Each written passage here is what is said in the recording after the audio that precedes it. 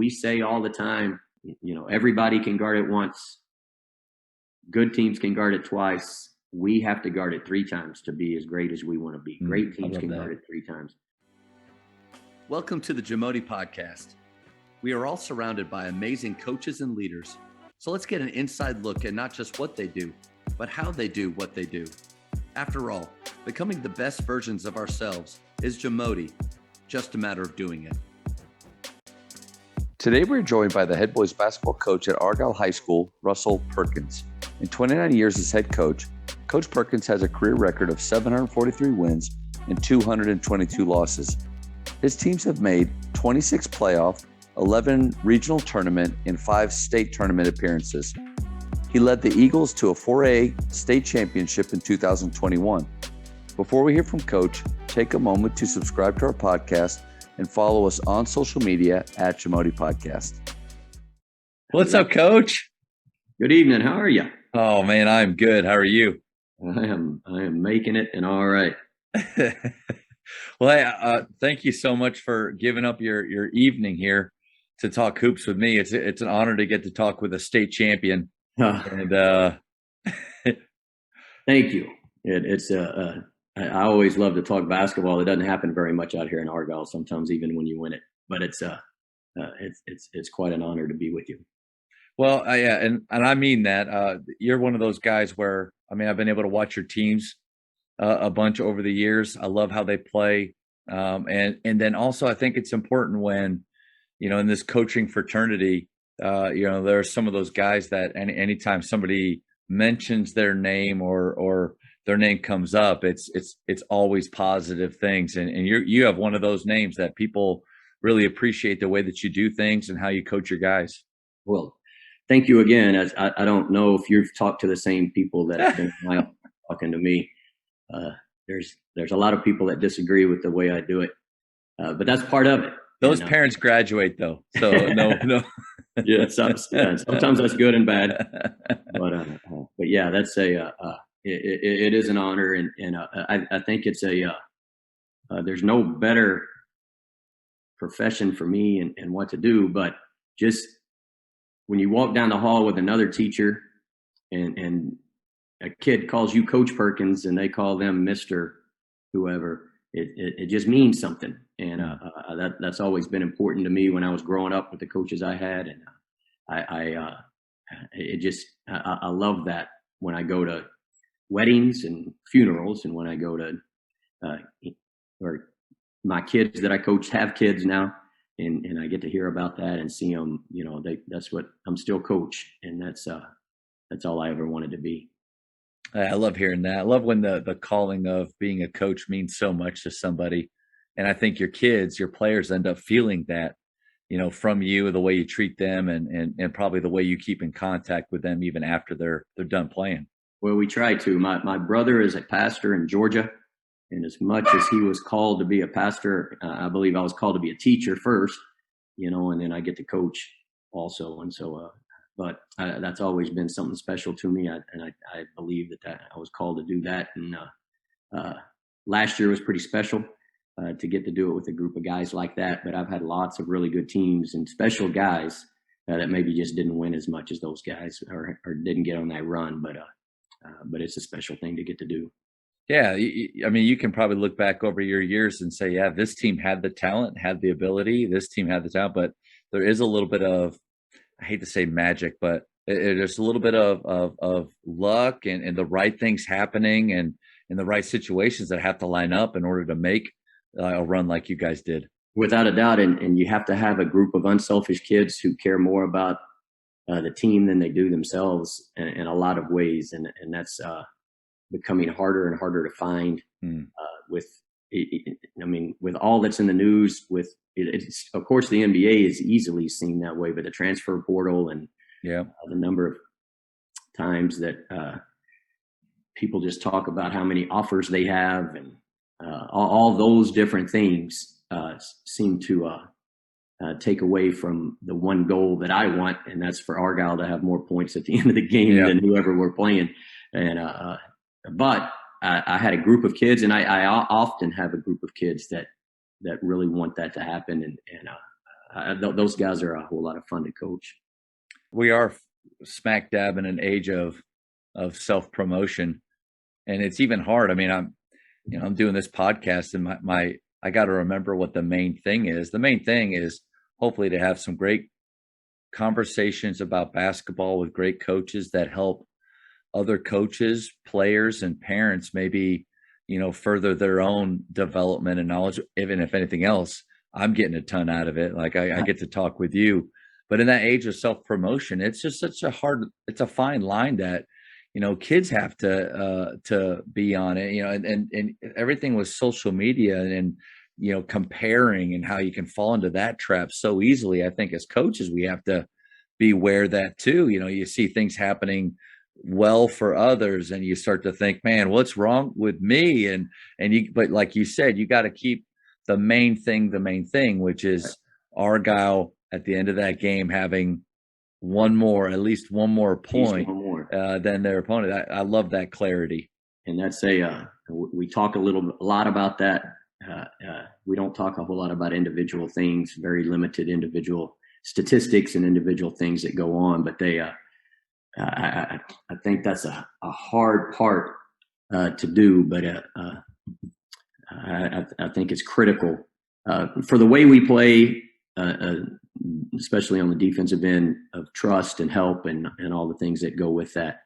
I think the social media environment is a danger to that. I'm not on that. I'm the worst. And it's not just because I'm old. I teach math. I know a lot of things with technology, not as much as my son and not as much as I need to, but I just don't do those things more so because I think it becomes the comparison thing and detriment to me and my team and my kids.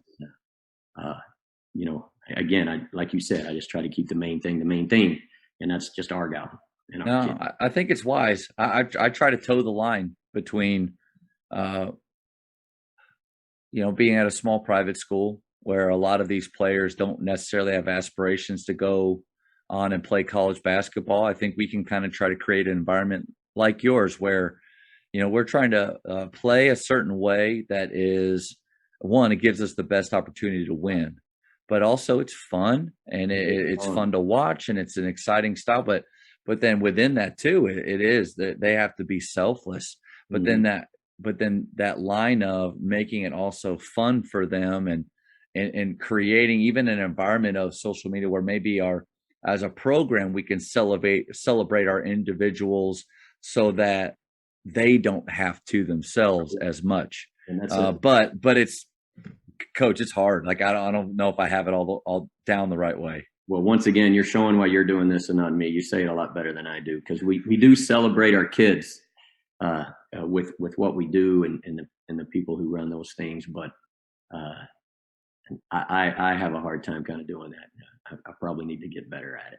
Well, but obviously, I don't think what you're doing, it's working.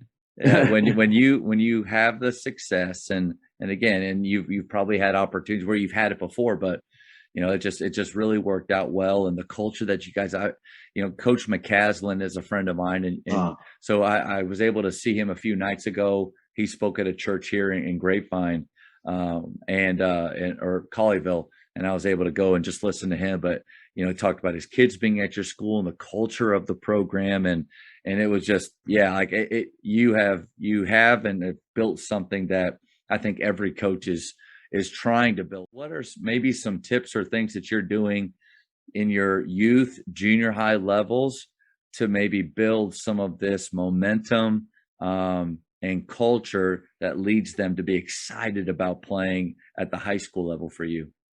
Well, the thing about Argyle is no matter what kids are involved in, the expectations are extremely high. And whether the classroom and my second sport is competitive math, and I work a lot with those kids doing that. But we try to. I do not have. It's something that I wish I could do because I teach math and some upper level math classes, and because I coach this competitive math class. I don't get to go to the junior high and work with the practices. I have a great staff down there, Coach Nick Price and Coach Brian Berry doing a great job with our 7th and 8th graders of just creating a great environment of doing some of the things we do, but they get to coach them just because I'm not there. But again, a presence at games. Our kids go to the games to try to watch them play some, and we do all that we can. Our camps are huge in the summer, of just getting them there and providing some open gym times for them. Those kind of things of just introducing ourselves where it's fun for them to be around basketball. I think that's crucial to kind of what goes on. But the expectations of every program at Argyle, sometimes that's very, very high and it's hard to meet.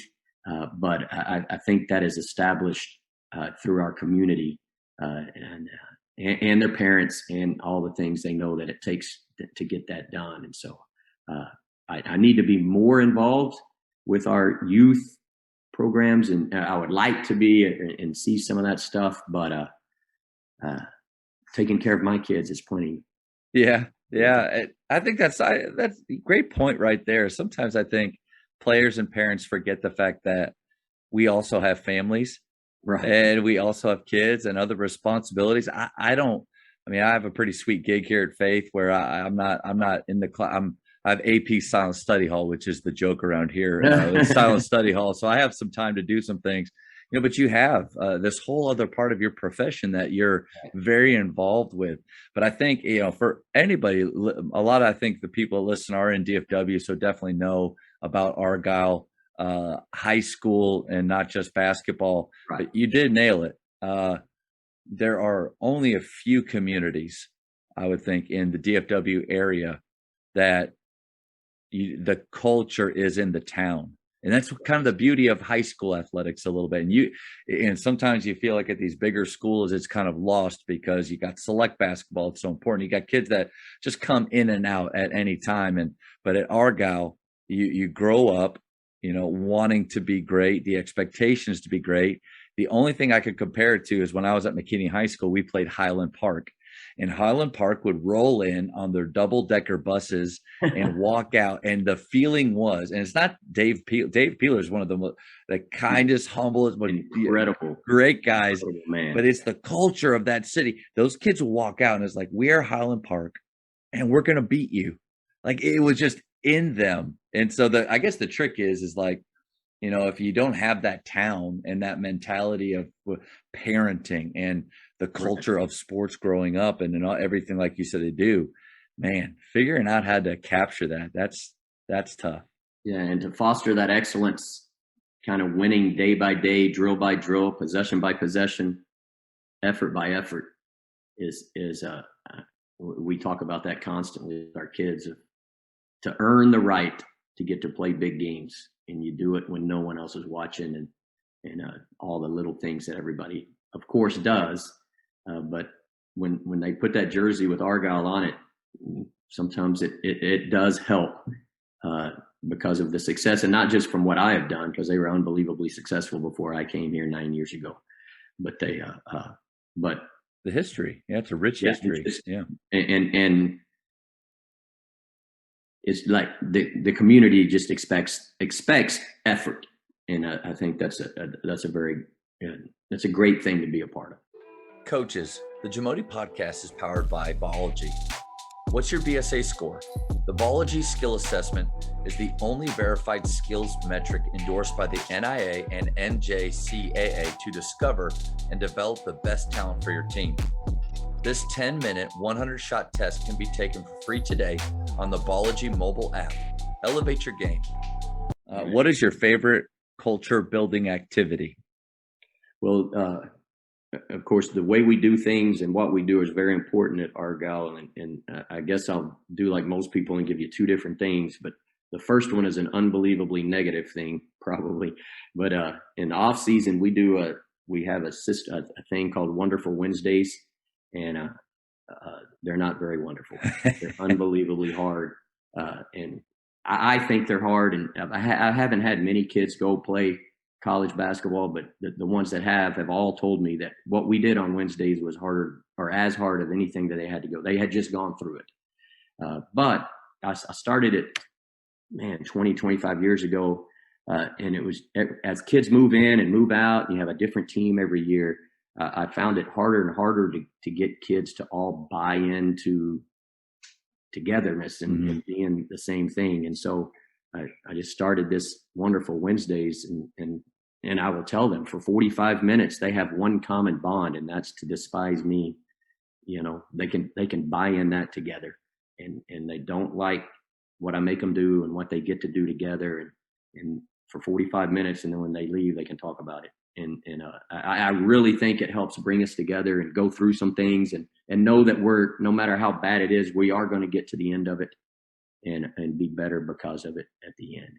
And so, do you mind sharing a couple of things that maybe just a few things that your Wonderful Wednesdays, are made up of? Yeah, we plan it over. So we're still, I've never taught on a block schedule. And so, we don't get to 60 minutes. So we've got about 55 minutes in class, but by the time we have a class in the middle of the day, by the time they dress, and you got to get them out to dress. So it gets down to about 38 minutes probably.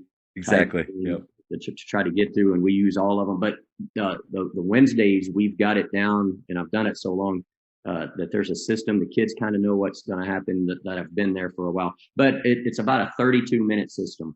And, so we work for 8 minutes, and we take about a minute break. And then we work for another 8 minutes, and we take about a 4-minute break. And then that at the first of this year, that's all we do. That first Wednesday is we just do 2 quarters, and we call them quarters. And then we try to build up. All right, hey, tomorrow this is going to be our first time to do 3.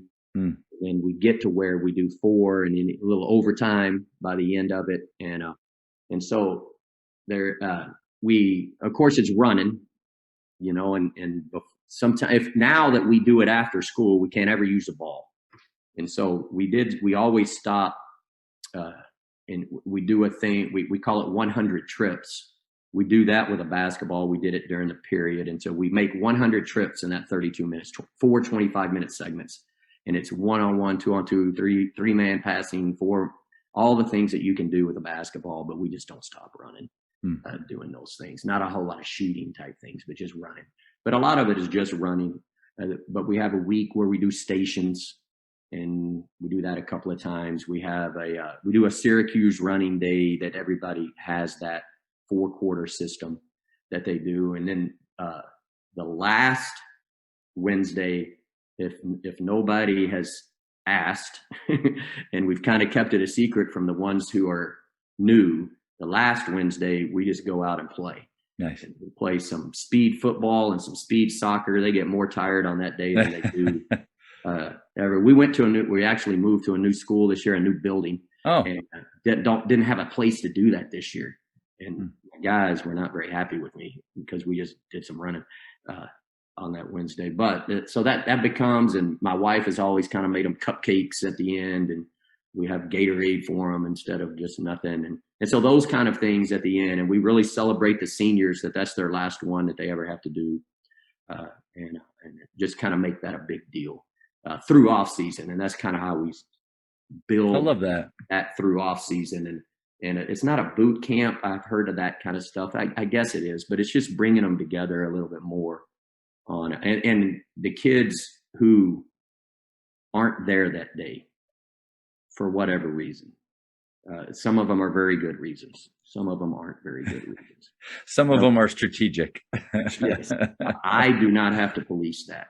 Oh, wow. The kids do that the next day when we showed up. One year we had a blood drive, and a kid chose to give blood in the morning.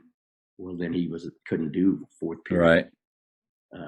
That didn't go over very well with me or the team. He could have gone after lunch because it was still then. He could have done that and then did it after. That's not a bad thing. Giving blood's an awesome service thing to do. All right, but you got to be organized. But for our kids, it was something that he chose to do instead of be with them. And so that's one thing that we do. I don't know if that's enough information. Oh, it's great. And I like the fact that it's different things. So it's not, every Wednesday so we run a separator. It's 20 suicides in 20 minutes. I got it from Calipari back in the day. And, and we do that quite a bit, but the whole point is that for them to doing the same thing, they start to feel I can run faster. I get more break in between. I'm not dying like I did, but I like how you have the different ideas and variations from week to week. It may immediately when you said it made me think of the movie Miracle with the hockey. I thought, he's pulling Herb out there. Yeah. And what we start with the very first day, they know it's going to be bad. Only 2 quarters. We set up trash cans around the gym because we know some kids aren't going to be ready, especially the new ones. We do revisit that at about week 8. Okay. Instead of 2, and we all ask them all the time how well, not that it's about weeks 5 or 6. Sorry, because we usually only have about 8 to 10. But anyway, they how much better do you feel now than you did the first day? Yeah. But mental toughness comes from that. Feeling like, I can go farther now. And what's your second thing? The second thing is I'm a huge proponent of overnight trips with our team to a tournament, even early in the season if we can do that, and just bring them together. I'm still the bus driver. I drive the bus to every game. Nice.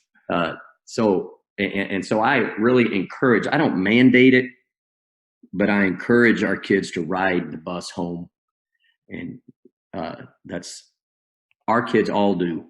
I think they think that I've made them that it's a requirement, but it's really not. I'll never tell a parent they can't have their kid. I don't think that's You'll lose that battle. You'll lose that. I don't want to do that. But I do encourage them all the time because some of the best memories I've had are me driving the bus and they don't hear. They don't know I can hear them. And whether they're be singing or talking or building forts or whatever they're doing is that I can hear our team change throughout the year. And so I think I think the overnight trips kind of help with that kind of bonding stuff. We do have some team dinners. I don't participate in those. Kids act different around me. Every once in a while, especially if we get deep in the playoffs, the parents will mandate that I kind of come. And it's a big deal. And the kids act like different than than they do around when they're by themselves. And so we do some things together as a group and all the things that other teams do as well. But I think those two things, the camaraderie developed in a locker room and on a bus after wins and losses is different. I think it's critical to just being around each other and having fun, so that you keep fun as that's an important part of what we're doing, is that it's supposed to be fun. Winning is more fun for me, but having fun is something that I want to encourage them to do. I love the idea of them traveling together. And I think, we lost that in COVID. I don't know about you. We had them all go everybody go separate to everything. And being at a private school, it's a little bit different just because they don't live around each other anyway. Correct. Right. But I do think we lost a little bit of that, instead of after a game going home with your parents, and who knows what that conversation's like, getting to stay with each other and, celebrate when it's a good night and maybe work out some things when it's not. Let me ask you this. So Tommy Thomas was my high school coach, and we didn't talk after losses. It was just he would not allow talking after losses. We had to be silent. What is your approach to now? Last year, if you can, 31-1 last year. So that one time, but I'll think about it again. And like you said, it was Highland Park, so I should have known. That would have been a one. We're better than you, and we know it. Like that's just the feeling I got. And they were, but I really don't harp a lot on that. That's going to be one of those things that I don't talk to my team after a game about the game. I don't do that. I want to watch the film. I want to separate a little bit. And that's so what they do on the bus, as long as they're not out of control, I just know that there's going to be the sun's going to come up the next day. I've lost a bunch of them, and we've got a chance to learn from it and get better. Now, I don't want them to be, and I've never had to address that. I don't think. Yeah, kind of crazy. If I did, it was an individual who was more trying to show out that he didn't get to play as much as he wanted to play. But that's not that hasn't been a problem. But I think it's important we're together after we don't win. I think it's important we're together after we win, but not so much talking about the game. Yeah. And I think it's a great perspective that we can all remember is that, one, it's high school sports. Majority and not all the guys have aspirations to play after. And we have to remember ourselves that our self-worth is not wrapped up in whether or not we lost as a coach. And so we can't have their self-worth be wrapped up in that either. As much as I want Argyle to have one more point than the other team, right? And the kids that I teach, I do not love them depending on their math grade. And the same thing with this. I have to make sure that that's the same. However, I will say that the AAU select basketball, there's another tournament next week. I think that has changed throughout my career, that the kids, if I lose the first game of even a pool play tournament, there's a chance that I can still win the tournament. Yeah. I don't like that mentality in our drills, we try to win, and our practice, we try to win, and our, everything we do is trying to win, because I do think that's a dangerous thing that AAU brings, that even I talk to kids, we lost the first game, so we didn't even play hard the rest of them. Yeah. Winning each game, it seems like there's less value in it. Like we kind of have a goal for each game. It's to be 1-0 at the end of the night. Right. Regardless of what's happened in the past or what's happening 2 or 3 hours from now in a tournament, you're like, just be 1-0 right now. So don't hold back, give your very, very best. Don't think about the future. And I do think I've coached select ball. It's hard in my own mind not to think, okay, this one's a little bit out of reach. We got a game in 3 hours. That's right. These guys come on out. Hey, like it's a real thing, but it is that there's a purity of what we're trying to do with high school basketball, that give your very, very best no matter what, all the time. So I don't know if that answers everything, but it's great. What's the best thing that you've borrowed lately?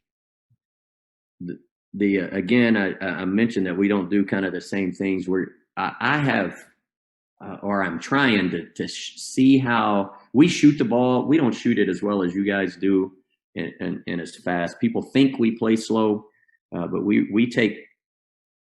I think we take a lot of shots, but we want certain shots. And so one quick stat in the playoffs last year, so we played 7 playoff games. We shot 7, what we would call long twos. That's outside of 16 to 18 feet, long twos. We made 2 of them.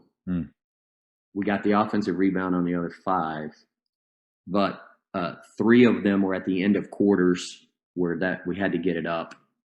That's the shot that we kind of ended up with.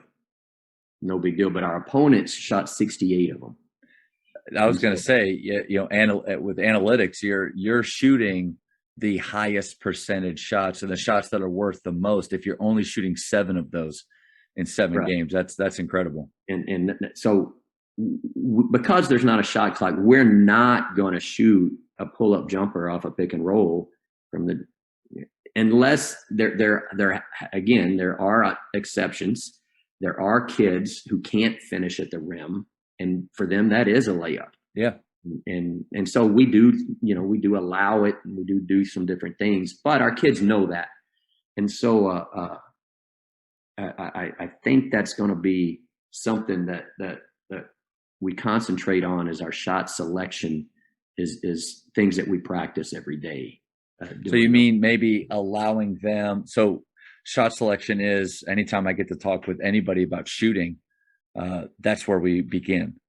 is shot selection, because if you don't have language within your team that everybody can understand, that's not vague, that when a coach says, hey, only good shots right now, well, little Timmy thinks that's from well, I'm Curry, so that's from the volleyball line.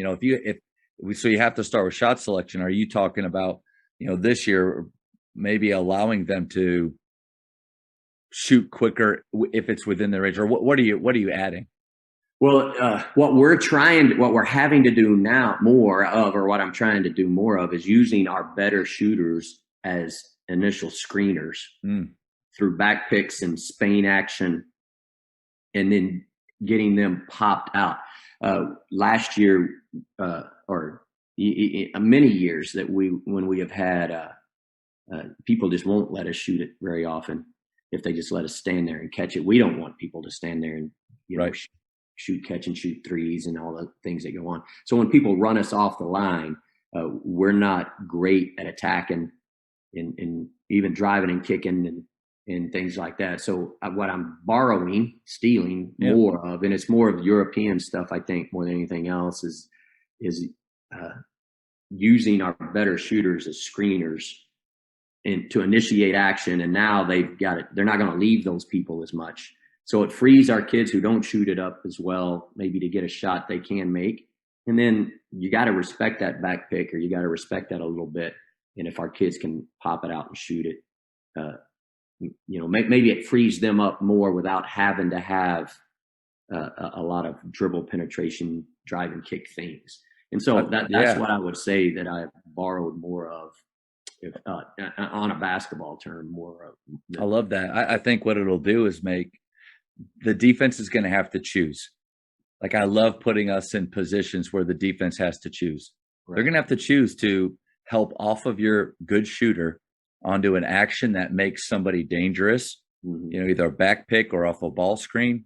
That whoever is going to the basket or has the ball, they're going to be dangerous because of that screen. You have to choose how you deal with that. I think you're going to love that.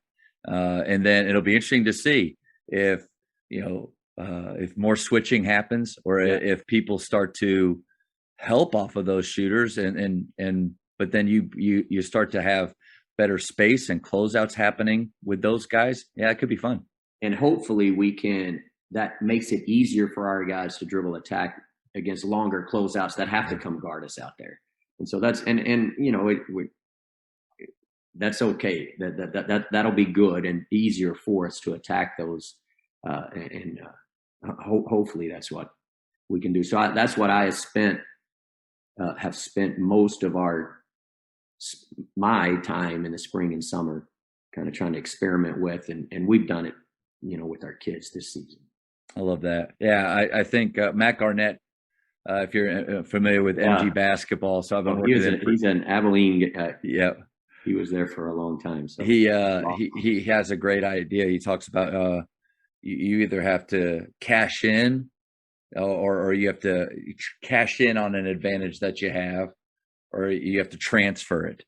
Right. Cash in, or I'm going to attack and then create another advantage, transfer, they can cash in. And I think when you start to make the decisions, that's simple. Yeah. Hey guys, when you catch it, can you cash in on it? If not, you have to transfer either with a one more, or you're going to attack off a long closeout yourself. I love that. Yeah, I do too. That's awesome. That's awesome. I do know that you play fast, and I know so. But I looking at scores, if somebody sees 48-40, they don't assume 40. We get upset if they get to 40. Hold on. Yeah. See, I was going to say, and the basketball purists will cringe when I say this. You play too good of defense. Your defense is so good that I'm assuming time is spent on that end more. Like yes, we do it first every day defensively. Okay. And so I think that implies the importance of it. On the other end, I tell our kids we work offense because we have to think more offensively, and we want to be tired and get better at that. But I actually mean in a game, you're spending more time on the defensive end, without a doubt, because you're grinding. Like, the thing that I try to convince our kids is we're willing to play defense. Yep. And everybody thinks that I would be against a shot clock. I am all for it. I would be all for it because we will play defense. If my kids only had to play for 35 seconds, absolutely, they would get after it for 35 seconds. I think the good defensive teams they will benefit from it. Oh, they're going to end up taking bad shots at the end of shot clocks because we're not going to give anything. In 35 seconds, you're not getting nothing. Yep. You're going to have to be willing to run some actions. And we say all the time, everybody can guard it once. Good teams can guard it twice. We have to guard it 3 times to be as great as we want to be. Great teams can guard it 3 times. And if you can do that, we got to be willing on both ends to make that happen, for shot selection wise, but then kids won't wait that long. And so, but yeah, I think the importance of that defensively, is just the willingness to play defense that long is something that I'm proud of my guys for. And we encourage that. Our kids know it. I think it takes a lot of discipline on their part, a lot of discipline on your part, because I think an area that I've struggled over the years is because of our fast-paced pushing nature, and with shot selection, we define quick shots or open shots in transition that we're comfortable with. We define shot selection differently than other people probably do. Yeah. But I feel myself in those years where, like a few years ago, we were going pack line, and I really taught what I thought was solid pack line man-to-man principles. But the problem with that is we were sitting on that end for 45 seconds, and I'm sitting there on the bench going, Coach, it's too long. Like we need the ball back. And you wanted to shoot it, and a lot. I would think your kids would want to shoot it in a hurry. Yeah, 12 seconds or less to find the best shot as fast as possible, but not bad shots. And but we tell it's one stat. Again, I do a lot of stat stuff, and analytics are what they are, but we don't talk individually about it. But one stat we do pay attention to is our opponents that we're going to play. So, Huddle has made it so easy to get film and different stuff, but especially in the playoffs, maybe I have, 3 or 4 games, not the whole season, but against good teams. How many times can that team score if they have to complete 3 or more passes? Ooh. How many? And we chart that. I stat that. I want to know if we get them to 3, just 3. That ain't a lot. But if we can, depending on who we're playing, sometimes it may be a little more, sometimes, but 3 is our minimum. If we can get a team who's not used to it to make 3 passes, our kids know we won. Yeah, they're not gonna score on a consistent basis. That's a cool stat to think about right there. Yeah. So instead of who's shooting it, where they're shooting from, we just count number of passes on the offensive end, and do they score when they do that? And that's it. And it puts something in our it gives our kids a concrete thing. Even the kids on the bench can count to 3. That's right. And so when they get to 3, especially if it's in the second half and it's a close game and they get to 3, our kids will start yelling at. That's a big thing for us we got them.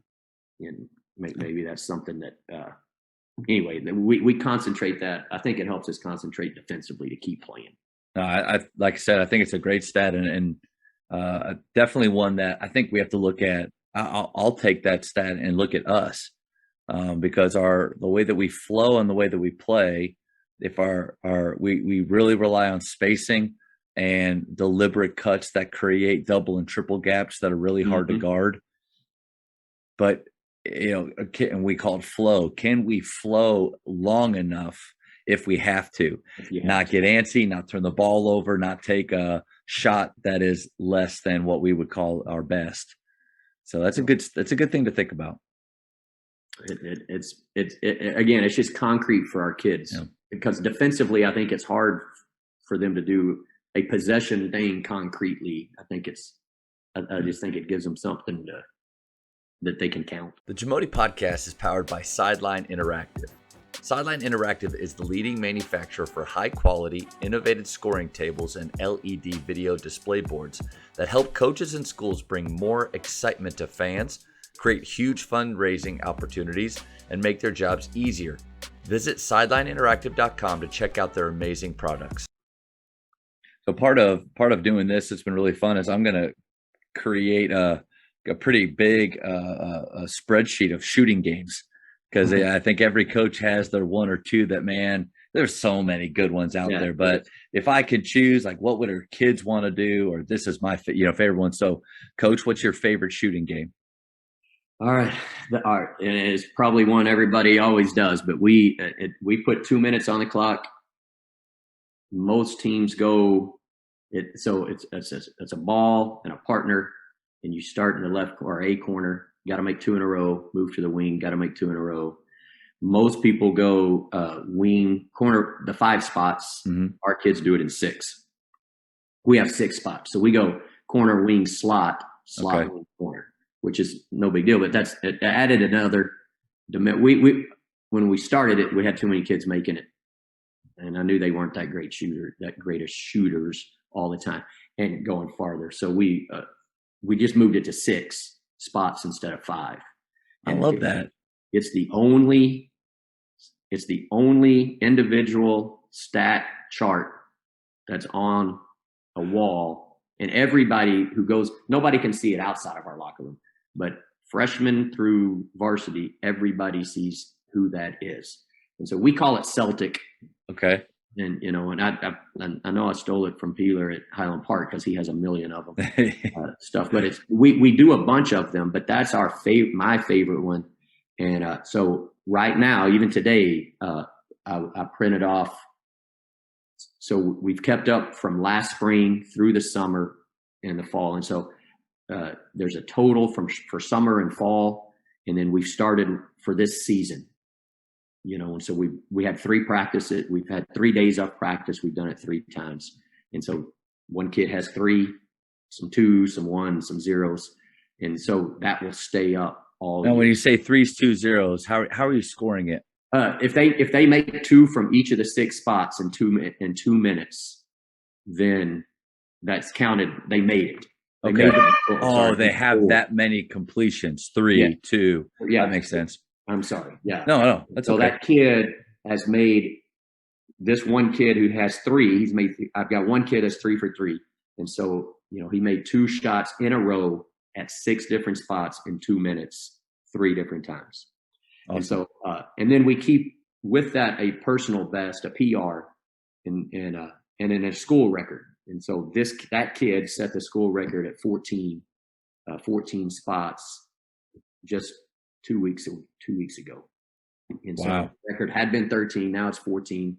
So that's big and bolded, in our locker room. But every kid, they don't just stop when they get it. They keep going. They're trying to break. Making it is 6 2 in a row.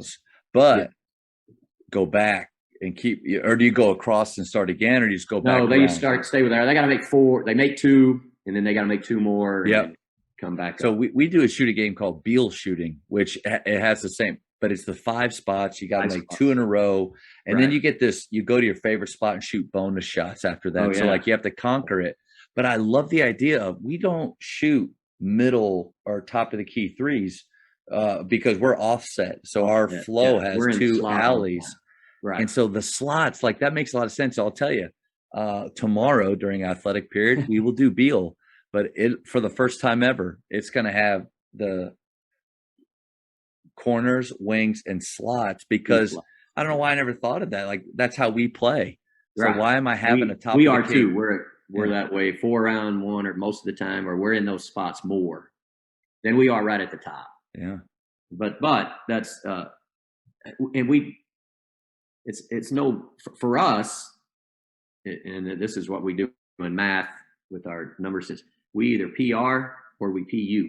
I mean, we either stink or we get a personal rate. We're trying to get a PR every time that we do it, is what I want. That we want something for them to get up there. And so for some kids, 6 is a personal record. That's it. If they can get to 7, they're fired up about it. That's awesome. But then, all right. So that one sheet of paper is on our in our locker room, and I have during a timeout pointed out to everybody, have you looked at that board lately? Yeah. If have you even glanced at it? Because that one more to that kid who's at the top, when you shot a contested one, or you even shot one, then that's something that we don't have to say a lot, but it's pretty obvious of who we want to shoot the ball more than the other guys. And so I think that's a hard thing to tell kids, that you can't, green light and yellow light, and there's all kinds of rules and stuff. But out of these dozen kids sitting right here, have you looked at the board on who needs to shoot it more? Coach, you nailed it. You nailed it. Shot selection is probably one of the most personal things to players. They really don't like to hear anybody say that's not a good shot. You can't, that's not your shot. Don't shoot that. So that's tough. Especially the confidence and how shallow it is for so many kids nowadays. But it's also one of those things I think a majority of coaches struggle with, creating a real sense of role identification with shooting and where they should come from. But you nailed it. It's having any game, but one or more games, but that are charted often. So like we will only chart down a few games, but every game that we play, they will be saying out loud what their scores were. Mm-hmm. And you're right on the money. It's like hitting them over the head with, okay, 36, 35, 62. Like, okay, everybody got that? Every day they're hearing where they're at compared to their teammates. So when I say, hey, you know what, that was almost what we would call a 7, a wide open shot, almost a 7, but he's open for it. And that dude's sick, you're right on the money. And we do the same thing. We shoot every game's competitive, or every shooting drill is at least competing against the guy at your basket or your score or time or all the stuff that everybody does. And so we do more than that, but that's the only one that we put that we see all the time. And then everybody I'll talk to, we shoot a 3-point drill at the end. We call the drill end on a win. And anybody, I've been fortunate to have to speak at several clinics, but I do it all the time. I always say this. I think it's been one of my best things that we do. So we start every practice with, last year we were pretty good, so we shot more, but this year we're going to start with like 60. And so it's just I don't care how you do it, you can make your own drill up. But ours is our, 3 balls on one end, 2 on the other end, and 1 pass and shoot threes. And we got to make 60 in 5 minutes as a team, all of us. And that's what we start with. But if we have a drill at the first of practice, it's called 4 on 0. It's just a get loose drill, 40. It's really 37 layups, 2 threes, and a dunk. We got to get it done in 4 minutes. They know the system. They know how it works. And if we don't make that, we add 5 for each one we don't get. We just go through a time where we can't make threes. Then say we ended up with 39 and we didn't get to the dunk. So now we're at 65 at the end of practice. And then I keep up with that throughout practice. And if a kid is in the wrong position defensively or doesn't block out, I'll add 1. If they take a charge, I might take 3 off. If we do execute real well offensively, we'll take some off. I can kind of control it, but that's the only time we're going to run, is at the end of practice. If we don't end our practice winning, it will be painful at the end. And that's the only running. We don't ever line up I don't even do that for punishment very often. Yeah. I haven't done it in years. They left the bus dirty one day and we did it the next day. Stuff like that. Or if the locker room's not right. But anyway, that concept for me has really helped, so that we can talk about, hey, it wasn't what happened at the end that caused the problem. We put ourselves in this situation with what happened at the beginning because we didn't do what we were supposed to do. We didn't come ready to get after it. We didn't come, and throughout practice, we had so many errors that created this goal. Now we got to make 76 or whatever it is. And the other day we had to make 72. I was trying to make them run and they made it. They got there. And so part of it is that. And so, but anyway, that concept of ending on a win, and you have a chance to fix everything that you did in practice. Yeah. But if you don't, that was the problem. I think that there's something powerful there with one, they want to start with excellence because they want to make winning at the end easier. But right. They're human and they're right. kids, they're going to screw up, but they have opportunities all throughout practice or the game to right that wrong, to make up for it, or to dig themselves in a deeper hole. And so I think the game within a game, and in that concept, even during that 5-minute drill, they always start. It's a good jog. They run down there, they shoot it, but at the end of a minute, if they've only made 10 and we've got to get to 68, okay, now they start moving a little more. Now they start passing it quicker. They help each other. They encourage one another. And we make a big deal if we make all 3 shots on one end. That's a great trip for us. Yeah. Anyway, I just think that, like you said, it just keeps that winning culture, I hope, throughout the whole practice. We talked about this a little bit with your bus rides, and you kind of got into it with how you deal with watching the film after losses. Again, you have to, I can think back. It doesn't take me long to think back to losses. You'll have to really go back in time. But how do you handle defeat directly after a game with your team? Right. Well, it's the same way we handle wins. We'll make sure our area is cleaned up, especially if we're on the road. We're going to clean our bench up. We're going to make sure we have all of our stuff. And then our kids are allowed to go see their families and friends and the people who came, because they're going to ride home with me all the time. So we do that. I get away from them and don't do it. And I tell them every year, the ones that have been with us now know, we're not going to discuss what happened, winning or losing. And I've always said, if we win, well, for them, even for a lot of them, it's not just winning and losing, it's how much they played or how many points they scored. I mean, they're still on that. Yep. More than anything else. And did they embarrass themselves in any way, shape, or they think in any way, shape, or form? And so most of them would rather talk to their girlfriend than listen to me at right after a game.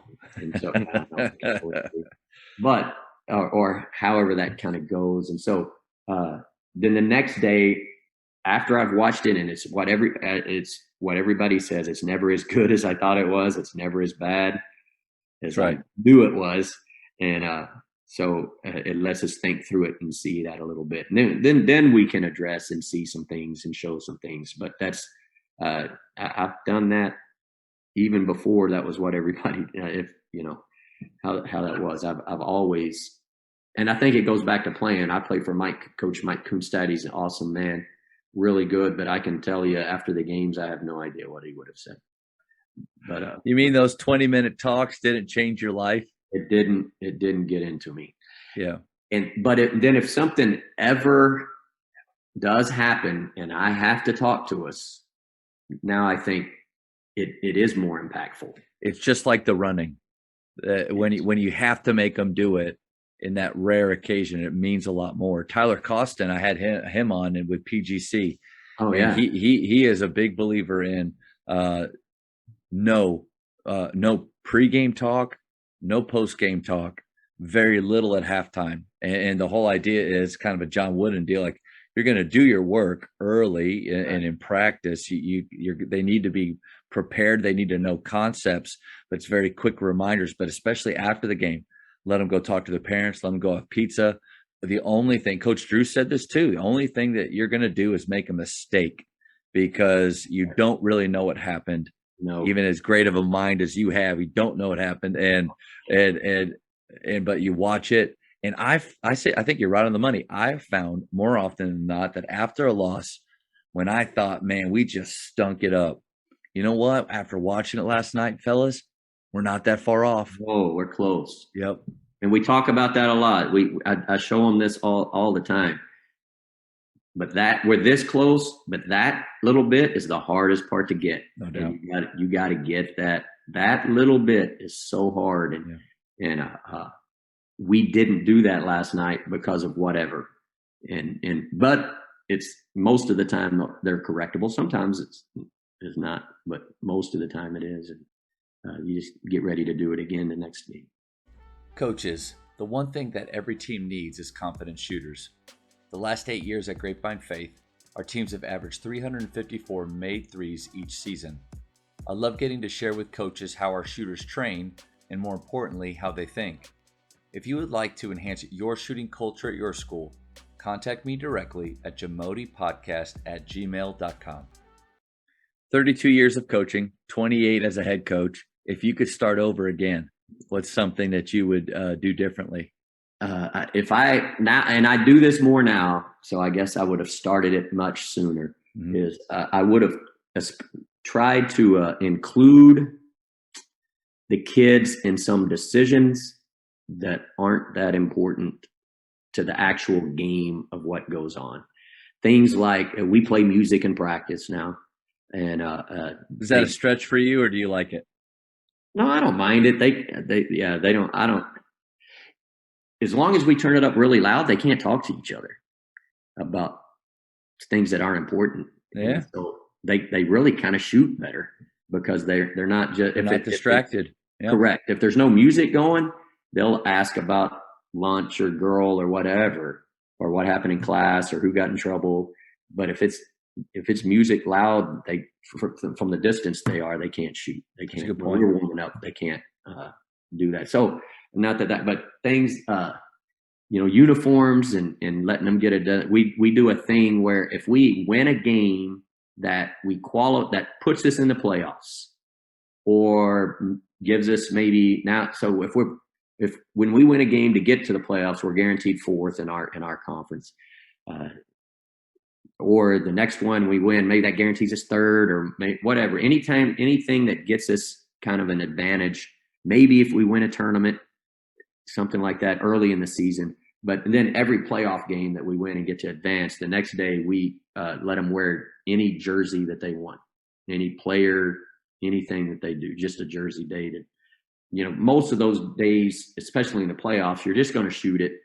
You're going to do a lot of mental preparation on who you're going to play next. It's not that big a deal that you're wearing, school colors and who's going to be who. I love that. I think that's a great idea that I'll definitely be borrowing. I love that. So, that's been a great thing. And so now they get jerseys and you'll get all kinds and then when we do our shooting games, we will match them. I mean, my son is really good he coaches with me. My son is our JV coach and it's hard for me. I can't figure it out, but we try, but we'll put the MVPs together, the former MVPs or the, somebody will wear a Jordan Carolina shirt and then an Olympic shirt and then his Bulls shirt. Well, all the Jordans are together. That's so good. When we put them in groups, we try to break them up, or small forwards if we can't do anything, or teams that play in California. However it works, that we just make that kind of stuff up as we put groups together those days, and we won't know until they get there. But I would say those. And then things that are kind of important is I'll talk to our varsity guys. Is there any day next week or this week that you would want to practice in the morning instead of the afternoon? You want to get up here and go from 6 to 8? I'm all for it. Let's do it. We'll get out. You can get off. Or do you want everything after school like normal, or is it? Or if our girls are in the volleyball playoffs, is this something that's important enough for you to want to go that you'll want to do your work early? And I'm all for that. I'm up early anyway. I think if I went and did it over again, I didn't do that. Those kind of things. Do you feel like you micromanaged? I would never say I was in my way. Micromanaged, yeah. But I never got those questions asked of me when I was playing. I just came when I came, and sometimes it's, Coach, we don't care, and sometimes it's no, let's do it some other time. So just some things like that. I think I would encourage. I just think it gives them some ownership on some things of asking. Now, when it comes down to who does what, when, and who gets to shoot it, Jimmy Chitwood's not going to be a decoy, that kind of stuff. We're not going to talk through that. But well, that was the dumbest piece of coaching I've ever seen. I'll make those decisions when it comes down to it. But some of these other ones, maybe. Yeah, no, I think that's really smart, and I definitely micromanaged early on. Wes Watson allowed me to a little too much at McKinney High School when I was with him. But I can't remember who told me. It was like, let them choose the things that don't really matter to you. And I think don't give me. I've got away from that. You let them wear whatever shoes they want, any color. Yeah, we don't buy shoes at Argyle High School for them. So when I'm not buying them, they can do kind of any color at your school. Yeah, I'll do that. But I do encourage them that the crazier they are, the referees will watch them more. I like that. If you're trying to be noticed, I just tell them that when I'm playing, when I was a point guard, I didn't want any official looking at my feet. And I didn't want them to do that. Yeah. I didn't want to give them any reason to glance down and see some Daffy Duck looking yellow. You might have sold me on that one, just because I love the idea of everybody looking the same. Like that still kind of rings true in me. And, I know, and I'm old like that. We don't do a lot of shooting sleeves. Yeah. We don't do that. Evidence that helps. Nah. Anything. Nah. Things. But I've tried to have, so our colors are red, like every private school, red, navy, and white.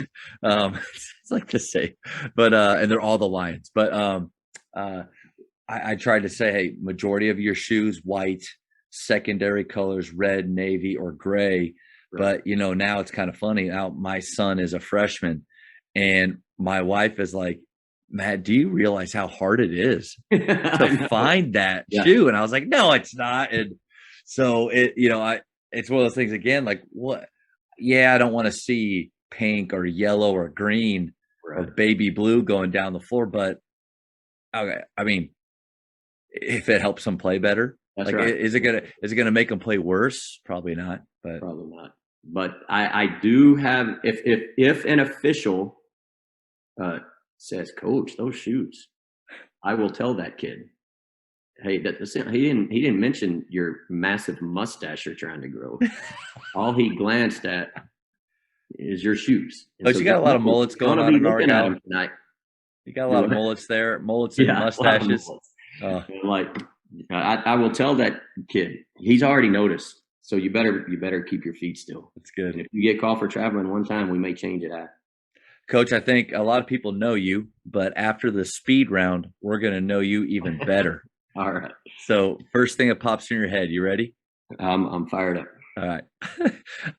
Ice cream flavor, favorite ice cream flavor? Chocolate chip cookie dough. Nice. For high school, shot clock or no shot clock? Yes, shot clock. Bring it. Texting or talking?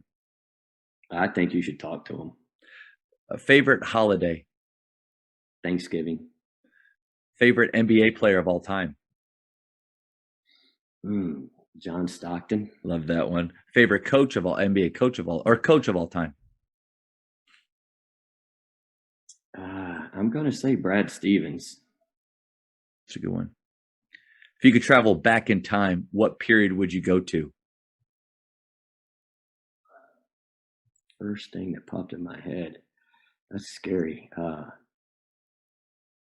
No, I'm a child of the 80s, and I think I would do that again. I'm not strong enough to be anywhere else. That's right. Two more. How many cups of coffee do you drink per day? I have never had a cup of coffee in my life. I am blown away by how many coaches really have not drank. I mean, Wes Watson made me feel like everybody drinks coffee, Matt. And if you don't, you won't be a head coach. But no coffee. Are you a caffeine guy in any way? No, but if I have to stay up, I can drink a Coke and I will stay up. And so like if I have to drive a long way, if I'm up with my family or something, I don't drink a lot of caffeine things, but I cannot do dirt with water in it. It does. Last one, Godfather or Star Wars? Star Wars. Nice, Coach. I felt like the force was strong with you. This was awesome. And like I said, thank you so much for your time. I've enjoyed watching your teams from afar and everything, but getting to talk with you it was such a blast for me. Well, it's so impressive to watch y'all and your teams play, and I'm like, golly, why can't we do that? But they, and have done that for years, doing that. And so, what you're doing for coaches is awesome. I do not. All I do is basketball and math. I don't drink coffee. I don't play golf. I just do basketball and math. But you're doing well. You're doing well. Well, I don't have a lot of friends, and so that's okay too. I have one. My wife is okay. I love that stuff. But to get to talk some things and think through some things, it always helps me do that, and I appreciate so much the opportunity. Thank you for checking out today's episode. Please take a moment to subscribe to this podcast, share it with your fellow coaches, and find us on social media for what's coming up next on the Jamodi podcast. It's just a matter of doing it.